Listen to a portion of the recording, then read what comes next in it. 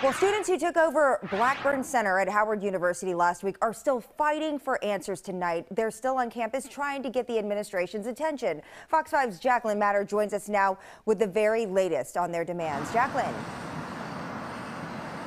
Hey there, guys. It's been more than a week now that students have been taking part in this protest since they began that sit-in, demanding change over what they are calling deplorable living conditions. More than 150 students now taking part, many of them camping outside of the Blackburn Center.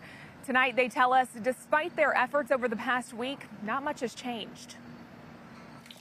We understand that it is not a normal college experience to be living with mold and having respiratory issues and safety hazards in our living spaces. Stories with videos like this one, just an example of what students have been living in at Howard University. There was a cracked pipe that had been there since my mom went to school here and living in these dorms. And others living with rats, roaches, mushrooms, and mold. We've been coughing, like itchy eyes, just feeling really sick and like drained and exhausted, but really it's because the mold is in our rooms. Students tell us workers have come in to clean and sanitize their rooms, but with little improvement. I noticed that the mold grew back again this morning, and also they never cleaned out the mold in the AC. So we're still breathing in that mold, and I can't even live in there anymore. We reached out to Howard University to ask for an interview and were given copies of the emails sent out to students mentioning efforts to go door to door and address maintenance issues.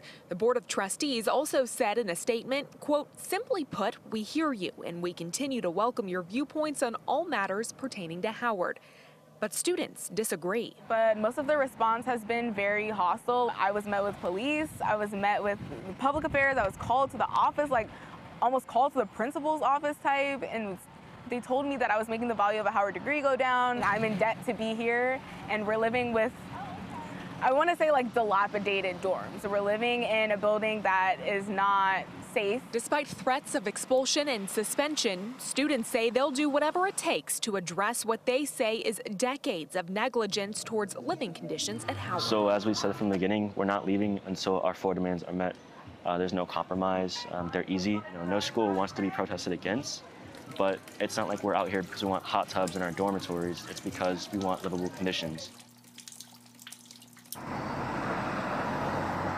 Now, when we did get out here today, we learned this week is actually homecoming week, and one of the main headliners, Gucci Mane, was set to perform here this week for homecoming on this weekend, but he has since pulled out of that event to show support for the protesters. Now, we looked at some finances as well. The university did ask for $240 million in federal funding for this year's budget request, according to the Department of Education. That report said the university plans to use $49 million of that for construction, but it did not clarify if that would be meant for new developments or improvements to current facilities.